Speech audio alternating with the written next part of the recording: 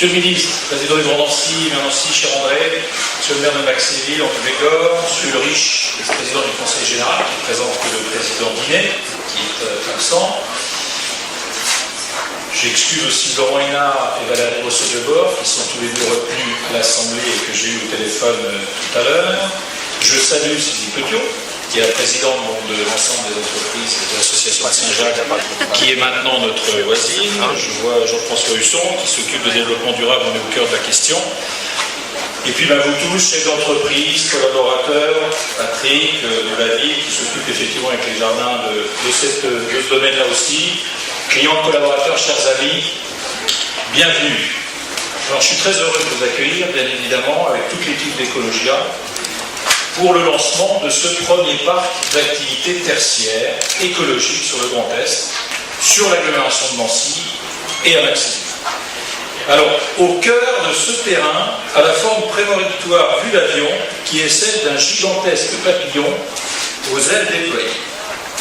Alors, ce papillon, ça va être notre emblème, notre mascotte et pratiquement notre nouvel associé pour les 10 ans à venir, et il s'appelle Imago. Mesdames, Messieurs, je suis vraiment convaincu que nous devons mettre en pratique réellement et urgemment les exigences du développement durable qui portent sur une cohabitation harmonieuse entre l'économie, l'homme et l'environnement. Nous devons ici, maintenant, tout faire pour construire des maisons, des bureaux, des immeubles, des quartiers, des villages et des villes avec des performances énergétiques exemplaires, des matériaux sains, une meilleure gestion de l'eau, une limitation des déchets. C'est la raison d'être du groupe Ecologia qui veut s'inscrire comme pionnier dans ce tournant sociétal qui s'amorce. C'est pourquoi on a souhaité s'engager aujourd'hui très fortement dans le lancement de ce premier parc tertiaire écologique du Grand Est, et je vous laisse découvrir son nom.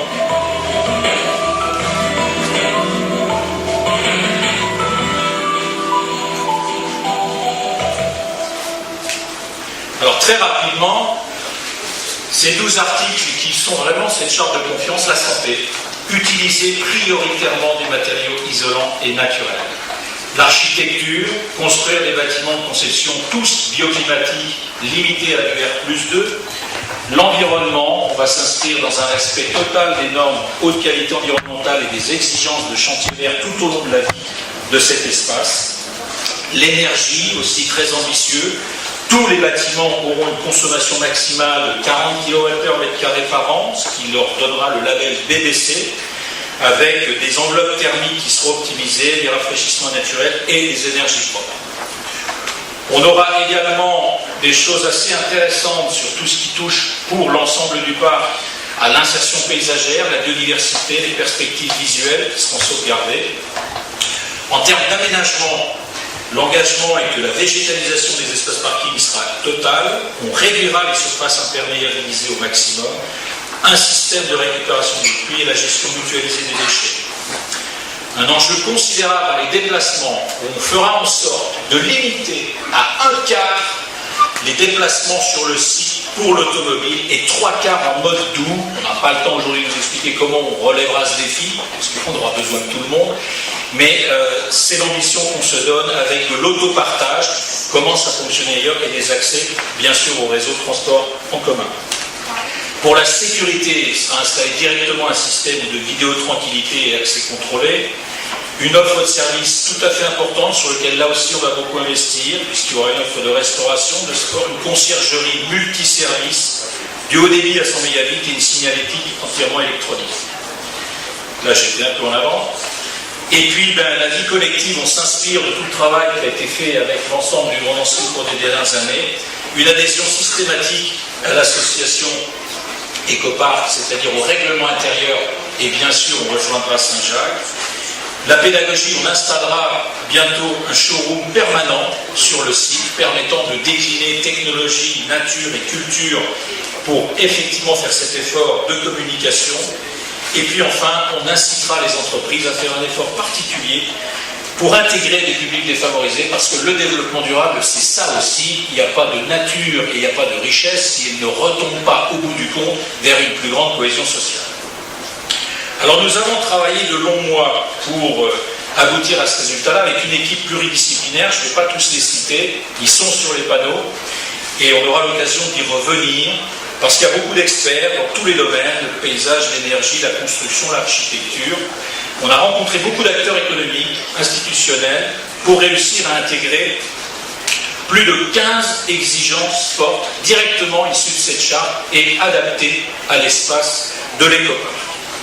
Alors nous présenterons l'ensemble des plans, des travaux, des maquettes qui ont conduit à l'élaboration précise de cet aménagement de l'écoparc Nancy-Saint-Jacques dans le showroom qui sera réalisé, on pense, 3e et 4e trimestre 2009, le temps que les travaux s'engagent, qu'on puisse effectivement mettre en place cet espace qui restera toute la durée de vie du projet, un espace de concertation et de dialogue et de communication. Pour illustrer jusqu'au bout le concept technologie, nature, culture, on fera 3 choses. On va soutenir le voyage autour du monde sur un bateau solaire sans voile. Vous avez peut-être entendu parler déjà de Raphaël Donjean et de Gérard Daboville. Donc on va les accompagner et on va suivre leur périple, puisque ça nous semble d'un point de vue technologique un défi assez extraordinaire. Pour la nature, eh bien, on va renouer avec une vieille tradition qui s'était perdue. On a fait en sorte d'offrir aux entreprises qui viendront sur le site, en fait, de cultiver des espaces de jardin bio au cœur de l'écoparc, permettant aux collaborateurs et à l'ensemble de ceux qui s'intéressent de renouer avec la nature et de pouvoir, à l'image de ce qui se fait par exemple de temps en temps sur la place Stanislas, eh bien, retrouver nos racines. Et puis nous inviterons des artistes à réaliser des œuvres monumentales naturelles sur le site, intégrées à la signalétique, pour donner à cet espace une véritable image et un confort naturel agréable. Concrètement, l'aménagement de l'écoparc démarre aujourd'hui. Il va durer 18 mois et il permettra de finaliser les 2 rues principales, on va les appeler comme ça, que la municipalité, avec Henri Bégor, a déjà baptisé, puisqu'il s'agira de 2 grands explorateurs aussi, Arnaud Pazieff et Paul-Émile Victor.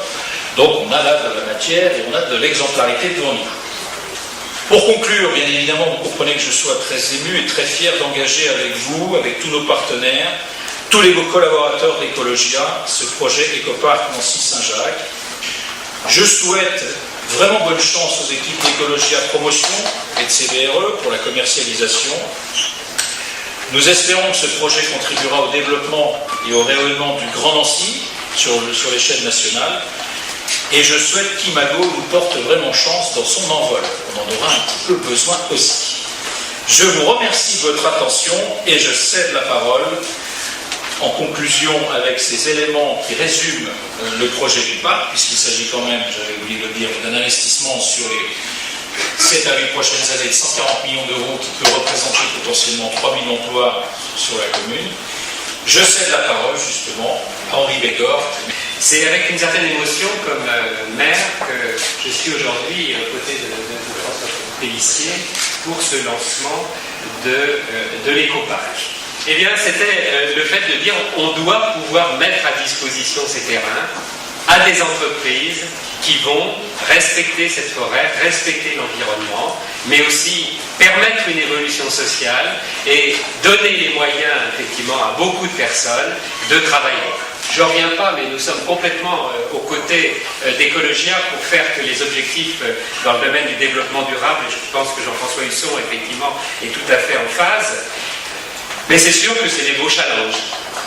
Il va falloir, Sylvie, qu'on avance sur les problèmes de raccordement à l'autoroute et sur les problèmes de voirie. Je pense que, Monsieur le Président, avec tout l'aménagement du plateau, on va pouvoir en dire quelques mots et je vous en laisse la primeur pour que, effectivement, tout ce secteur soit à la hauteur des ambitions. Je pense que sur le plan aussi des transports doux, j'avais une place pour ma voiture, je suis venu en vélo ce matin, j'espère qu'on pourra être un certain nombre comme ça et que par exemple dans des initiatives comme Vélostan Boutique, on puisse sur le plateau avoir la possibilité de faciliter des échanges et des complémentarités avec la nouvelle ligne de transport en commun pour que ça soit effectivement une réalité. Mais je crois qu'il y a à la fois cette dimension des bâtiments qui doit être dans le développement durable, mais il doit y avoir l'état d'esprit aussi de chacun qui fait qu'il va utiliser toute cette ressource à côté de la forêt de haie, un environnement qui est de qualité, un projet architectural et des entreprises qui est tout un partenariat qui vont aller dans ce sens-là, toute une série de services aussi qui vont pouvoir être proposés aux salariés, aux entreprises, et tout un développement d'une ville aussi sur le plateau au travers de la rénovation urbaine de Saint-Jacques, du Champ-de-Bœuf, etc., qui fait qu'aujourd'hui, eh bien, c'est vrai que c'est Ecologia Ecopark de Nancy, mais que Maxéville, pour autant, s'y retrouve complètement dans ces logiques. Si je souhaite aussi que le nom de Maxéville ne soit pas oublié, c'est que dans les mois qui viennent, toutes les entreprises, et il y a beaucoup de chefs d'entreprise aujourd'hui, je pense qu'effectivement ça va être difficile. Et que le fait qu'il y ait un transfert de la compétence d'action économique vers des organismes comme la communauté urbaine, c'est une très bonne chose. Mais pour autant, il ne faut pas que ça devienne techno. Et que les conseillers municipaux qui ont des initiatives à prendre en matière de développement se sentent dépossédés de toute cette dimension, parce que aujourd'hui, accueillir des entreprises, c'est pas toujours évident, parce que forcément vous circulez avec des poids lourds, des camionnettes, qu'il y a des heures, et que ça dérange tout un chacun. Donc je crois qu'il faut qu'on ait cette complémentarité entre une dimension d'aménagement de ville au niveau de l'agglomération de Nancy, mais qu'on respecte aussi toutes les habitudes de démocratie citoyenne et de proximité aussi, qui font que chacun va se retrouver dans ce projet, et que ce ne sont pas simplement des entreprises qui seront fiers de leur projet, mais tous les habitants de l'agglomération, et en particulier du plateau de Haye, qui seront fiers du développement d'Ecopark et d'Imago.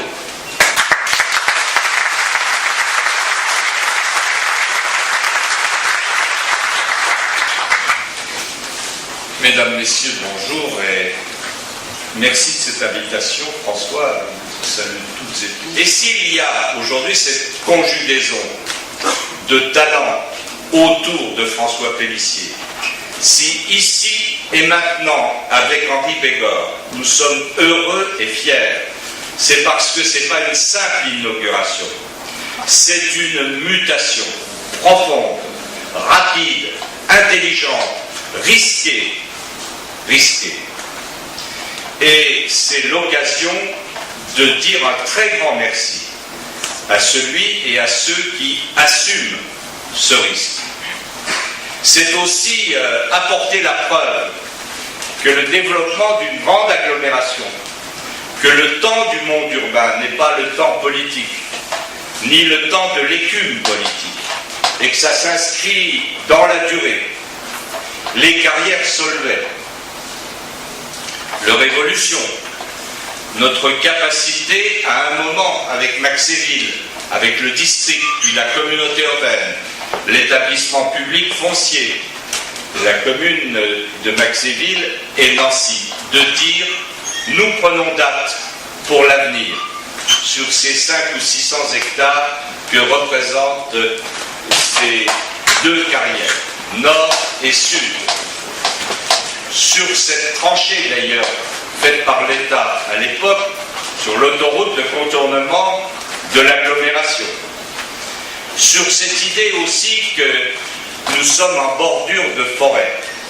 Et nous sommes une des seules grandes villes de France à être limitrophe à peu près 60% de notre périmètre de la forêt.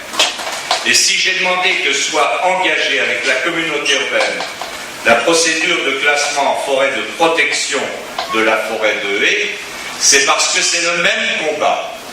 C'est le même combat sur les valeurs, sur la forêt, sur la culture, sur la nature. C'est aussi un combat économique, c'est un combat, je dirais, écologique, sur la biodiversité. Et si nous ouvrons un parc urbain, un jardin botanique forestier de 15 hectares, un peu plus bas, là où vous voyez la carrière sud, qui sera, je dirais, la projection anticipée de la forêt de haies, qui sera un lieu où on expliquera à l'agglomération ce qu'est la forêt de haies, ce qui s'y passe. Un véritable arboretum, comme d'aucuns en ont fait il y a un peu plus d'un siècle au moment de l'école de Nancy. C'est parce que la forêt aujourd'hui, mais la forêt qui nous permet aussi, et la consommation du bois, au mois d'avril, de mettre en service une grande chaudière moderne au bois pour 2000 logements sur le plateau de Haye, pour le chauffer l'ensemble du Haut-du-Lièvre, vous voyez bien que nous sommes au rendez-vous et que François n'est pas seul et que cette conjugaison intelligente du monde de l'économie, de la recherche, de la culture, des technologies aujourd'hui, c'est la primauté de la garantie de l'avenir. Bâtir ensemble, faire des diagnostics lucides ensemble, porter ces diagnostics, définir des stratégies, exiger de l'État et du département que nos problèmes routiers d'accès soient réglés. Le Haut-du-Lièvre n'est plus un appendice de la ville de Nancy. Le Haut-du-Lièvre, par rapport à ce qui doit devenir un véritable échangeur ici, est accessible, j'allais dire, de plein pied. On change de monde, on change de dimension. Et tu auras, François, l'appui total des collectivités dans une amicale et longue complicité entre le maire de Maxéville et le maire de Nancy sur cette vision stratégique. Nous sommes aujourd'hui une grande agglomération, sans complexe en Lorraine, sans complexe dans le quart nord-est, ouverte sur le transfrontalier sans complexe, même s'ils ont beaucoup plus d'argent que nous. Aujourd'hui, et ce sera ma conclusion, il faut oser. C'est pas parce que c'est difficile qu'il faut se recroqueviller. Il faut que celles et ceux qui ont du talent, il faut que les femmes et les hommes qui dirigent des institutions bancaires aujourd'hui aient le courage de continuer à oser. Et les fantastiques plans déployés par les pouvoirs publics au plan international, au plan européen et au plan français doivent nous aider à surmonter dans les meilleurs délais ces difficultés qui sont très graves. Et c'est parce qu'elles sont très graves que, enfin, c'est la primauté de l'homme et des talents qui s'impose.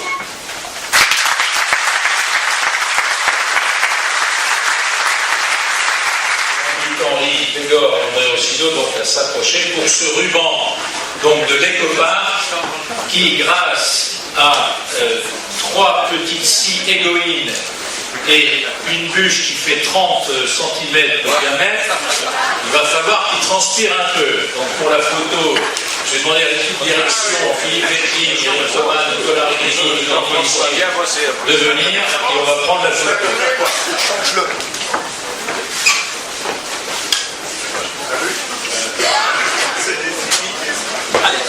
Alors, vous êtes prêts les gars?